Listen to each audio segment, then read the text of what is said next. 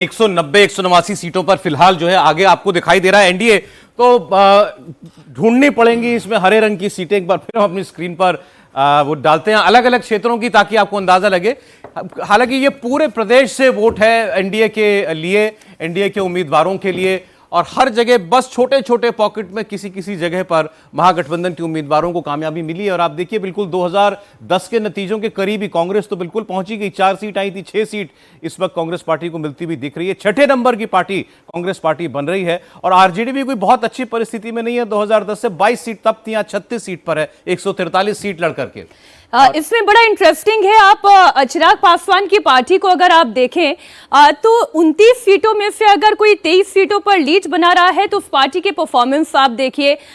सुगौली से LJP lead करते हुए, गोविंदगंज की अगर आप बात करते हैं, इसके अलावा शिवहर की बेलसंड जो सीट है वहां से एलजेपी लीड कर रही है।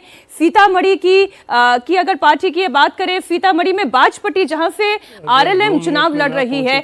मधुबनी में आप देखें तो हालांकि जो पूरा कलर है वहां पे हरा रंग थोड़ा सा ढूंढने पर मिल रहा है, लेकिन इस लहर में भी असदुद्दीन ओवैसी अपनी रेलेवेंस बनाए हुए हैं। अभी तक 3 सीटों पर किशनगंज में कोचाधामान, अमौर और बैसी उनका उम्मीदवार आगे पीछे हो रहा है, लेकिन फिलहाल तो 3 में वो लीड करते हुए दिखाई दे रहे हैं। पर इसका मतलब ये भी है कि जो बात पहले भी की जा रही थी कि ये सोच लेना कि सारा, और बाद में शाहनवाज जी ने भी कहा, तो ये क्या ये सोच लेना कि सारा मुस्लिम वोट राजद के पास है और एक कस्टोडियन है उस वोट बैंक का, वो भी यहाँ पर खत्म होता हुआ नजर आ रहा है। क्योंकि जो फ्रस्ट्रेशन था मुसलमानों का आरजेडी से, वो, और आरजेडी ने भी इस बार मुसलमानों को जो टिकट की संख्या दी थी वो बहुत कम दी थी।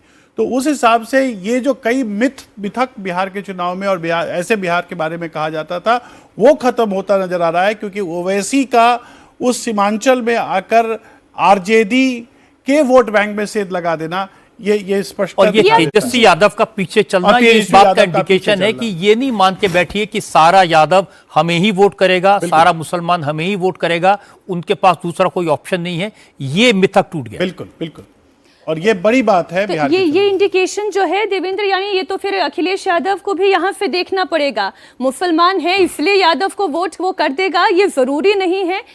ये बिहार का इलेक्शन भी बता रहा है, क्योंकि मैसेजिंग उत्तर प्रदेश तक जाने वाली है।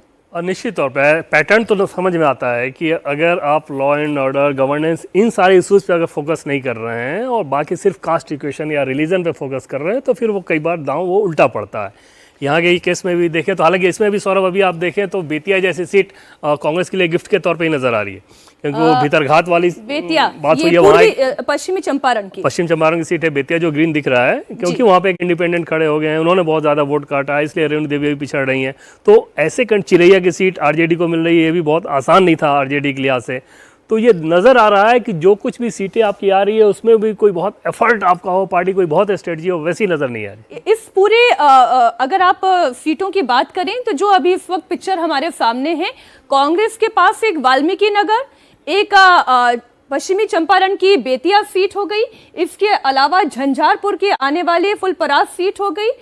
ये वो सीटें हैं जो कांग्रेस के पास जाती हुई दिखाई दे रही हैं। उस हिसाब से अगर कांग्रेस और एआईएमआईएम के प्रदर्शन की भी आप तुलना करें तो मुसलमान शायद एआईएमआईएम के पीछे खड़ा होना बेहतर समझ रहा है, बजाय कि वो कांग्रेस के पीछे खड़ा हो। अब जो कुछ थोड़ा बहुत मिला उसमें भी आप जो है रंग में भंग डाल रही हैं। कांग्रेस को मुस्लिम वोट नहीं, लेकिन किशनगंज में देखिए तीनों की तीनों सीट एमआईएम। जी हाँ, 3 बिल्कुल बिल्कुल 3 एनडीए 3 एमआईएम। इसका इंडिकेशन ये भी है कि जो ओवैसी बोल रहे थे कि मुसलमानों को कुछ नहीं दिया जा रहा, सत्ता में भागीदारी नहीं दी जा रही, क्या दरी बचाने के लिए रखे, तो ये सारी बातें जो है वो कहीं ना कहीं मुसलमानों में घर की गई हूँ। देखिए, एक नोट करने वाली बात है, जेडीयू के 4 मुस्लिम कैंडिडेट थे मैदान में, 3 उनमें से आगे चल रहे हैं। ये दिखाता है कि मुसलमानों ने भरोसा किया, जेडीयू का बीजेपी पर अलायंस है, इसके बावजूद उन्होंने वोट दिया। और जो शाहनवाज हुसैन बात कह रहे थे कि अब ये मुसलमानों को सोचना पड़ेगा उन्हें किसके साथ रहना है, और बीजेपी इसके लिए पहल करेगी, ये एक बड़ा चेंज हो सकता है जो इस चुनाव का नतीजा होगा। पिछले दिनों में ये भी बात रजत जी की जा रही थी कि मुसलमान कहीं ना कहीं जेडीयू से अलग हो रहा है। पिछले चुनावों में भी ये देखने को मिला था कि वो कम वोट कर रहा है, लेकिन अगर इस तरह से मुसलमान वोट कर रहा है जेडीयू के लिए, तो ये आगे आने वाले संकेत भी हैं कि मुसलमान अभी कैसे जब ये डेटा ज्यादा आएगा राहुल जी तब देखना पड़ेगा। मुस्लिम महिलाओं के पास तो एक वजह थी कम से कम इधर वोट करने के लिए, भाई वो जैसे और महिलाओं के खाते में पैसा गया उनके खाते में भी पैसा गया। कुछ सर्वेज ने कहा भी कि मुस्लिम महिलाओं में एक रुझान जेडीयू की तरफ, खासकर जेडीयू की तरफ हो सकता है। अब एक बार जरा हम इसी टैली पे फिर से नजर अगर डालें, पूर्वी चंपारण, मधुबनी और सुपौल, ये 3 क्षेत्र ऐसे हैं जहां पर पूरी तरह से हम देख रहे हैं कि एनडीए की लहर दिखाई दे रही है। पूर्वी चंपारण में हरसिद्धि, गोविंदगंज, केसरिया, कल्याणपुर, पिपरा और मोतिहारी। इसके अलावा मधुबनी की बात करें तो हरलाखी, बेनीपट्टी, बिस्फी, मधुबनी, केवटी, जाले और सुपौल की निर्मली, पिपरा सुपौल, सुपौल, त्रिवेणीगंज, छातापुर और सिंहेश्वर।